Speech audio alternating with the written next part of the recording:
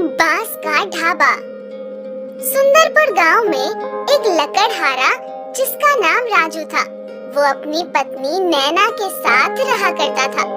वो दिन भर मेहनत करके ढेर सारा बांस काटा करता था और काटे हुए बांस को बाजार में बेचा करता था और कटी बांस को ही बेचकर वो अपना घर चलाता था। एक दिन जब वो बांस काटने जा रहा होता है, तब अपनी पत्नी नैना से कहता है, नैना, ओ नैना, तुम भी ना कभी कभी मेरी बात ही नहीं सुनती हो। मैं तुम्हें कब से आवाज लगा रहा हूँ, जरा मेरी कुल्हाड़ी ला कर दो, मुझे बांस काटने जंगल जाना है। ओहो, इतना चिल्ला क्यों रहे हो? अभी आई, जरा ठहरो, ये लो तुम्हारी कुल्हाड़ी। भगवान जाने ये चिल्लाना कब बंद करेंगे। ठीक है, मैं जंगल जा रहा हूँ। ये जो बांस बची है उसे तुम अच्छे से रख दो और जब मैं बांस काट कर लाऊंगा तो एक साथ मिलाकर बाजार में बेच दूंगा। और राजू इतना बोलकर बांस काटने जंगल चला जाता है। जंगल जाकर राजू ढेर सारा बांस काटकर इकट्ठा कर लेता है। चलो, बाजार में बेचने के लिए इतना बांस तो काफी है और घर पर भी मैंने थोड़ी सी बांस रखी हुई है, उसे मिलाकर मैं बाजार में बेच दूंगा। अब घर चलता हूँ, शाम होने को है, आखिर बाजार भी तो जाना है। राजू काटे हुए बांस को अपने सिर पर रखकर घर के लिए निकल जाता है और घर पहुँचते ही अपनी पत्नी नैना से कहता है, नैना, जरा सुनती हो? मैं जा रहा हूँ बाजार ये बांस बेचने के लिए। तुमने जो अंदर से बांस रखी थी वो मुझे लाकर दे दो, उसे मैं साथ में बेचूंगा। हाँ जी, ये लो, और एक भी बांस नहीं बचनी चाहिए, सारे के सारे बेच कर ही आना। राजू बाजार चला जाता है, जहाँ राजू अपने सारे कटे हुए बांसों को बेचकर घर लौट जाता है और अपनी पत्नी नैना से कहता है, नैना, जरा जल्दी खाना लगा दो, मैं सुबह से काम करते करते थक गया हूँ। हाँ जी, अभी लगाती हूँ, आप हाथ मुंह धो लो। इसी तरह राजू हर दिन बांस काटकर बाजार में बेचा करता था। एक दिन उसकी पत्नी ने राजू से कहा, अजी सुनते हो, आज मैं भी आपके साथ बांस काटने के लिए जंगल जाऊंगी, ऐसे आपकी मदद भी हो जाएगी। ठीक है भाग्यवान, तुम तो अपनी ही मनमानी करती हो, चलो अब देर हो रही है। और फिर दोनों मिलकर जंगल चले जाते हैं, जहाँ राजू बांस काटकर नैना को देता और नैना उस बांस को इकट्ठा करती है। बांस काटते हुए नैना और राजू को घर आने में देर हो जाती है। बहुत सारे बांस काट लिया हूँ, अब घर चलता हूँ। हाँ, तुम बिल्कुल सही कह रहे हो, अब हमें चलना चाहिए। राजू और नैना अपने कटे बांसों को सिर पर उठाकर घर लौट रहे होते हैं। वैसे ही राजू को रास्ते में भूख लग जाती है और राजू नैना से कहता है, ओहो नैना, मुझे तो बहुत जोरों की भूख लगी है। ओहो, आज तो मैं भी घर पर नहीं थी, आज तो मैंने खाना ही नहीं बनाया। कोई बात नहीं, मैं गांव में ढाबे में खा लूंगा।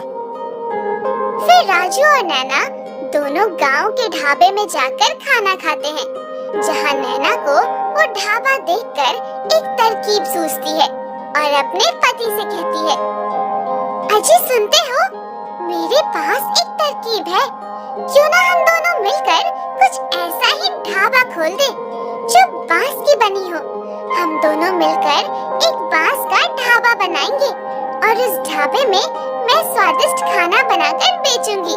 तुम्हें तो पता ही है कि मैं बहुत ही अच्छा खाना बनाना जानती हूँ। हाँ, तुम बिल्कुल सही कह रही हो। इस ढाबे के पास एक जगह है, हम दोनों मिलकर उस जगह में एक बांस का ढाबा खोलेंगे।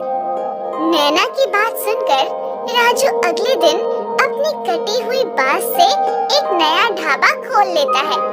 फिर उसकी पत्नी उस ढाबे में स्वादिष्ट खाना बनाना शुरू करती है।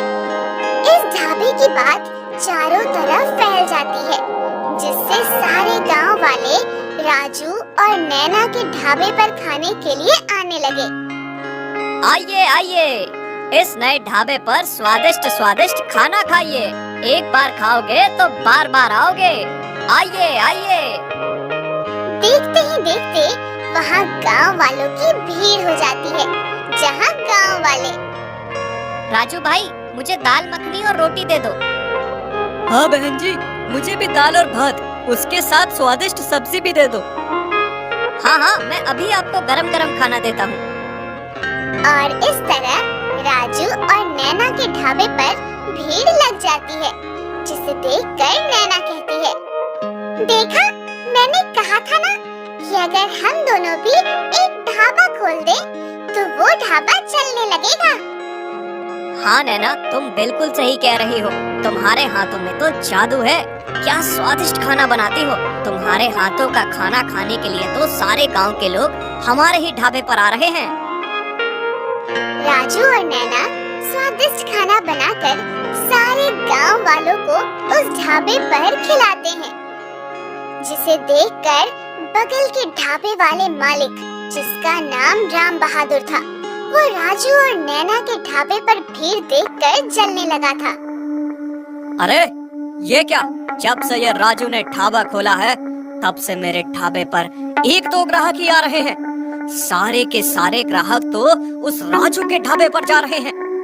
इसको तो मैं सबक सिखा कर रहूंगा। मैं अभी अपने आदमियों को बोलकर इसके ढाबे का सत्यानाश करवाता हूँ। हाँ, तुम सबसे मुझे काम है। मैं जैसा जैसा कहता हूँ तुम सब बिल्कुल वैसा ही करना। रात होते ही ये राजू के ढाबे को जलाकर राख कर देना, तब इसे पता चलेगा मेरे बगल में ढाबा खोलने का नतीजा क्या होता है। ठीक है मालिक, आप जैसा कहते हैं हम वैसा ही करेंगे।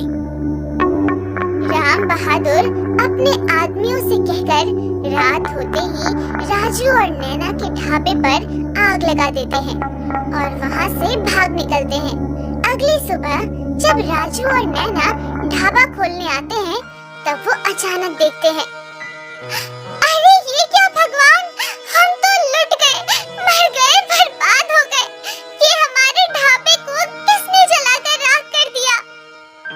हाय रे हाय, कीड़े पड़े जिसने मेरे बनाए हुए ढाबे को जलाकर राख कर दिया। भगवान उसका कभी भला नहीं करेंगे। अब हम क्या करेंगे? हमारा ढाबा तो जलकर राख हो गया है। रो मत नैना, मैं कुछ सोचता हूँ। और फिर वो दोनों मायूस होकर आगे की सोचते हैं, जहाँ राजू को उसके दिमाग में एक तरकीब सूझती है और नैना को अपनी तरकीब कहता है। नैना, मायूस मत हो, मैंने कुछ सोचा है।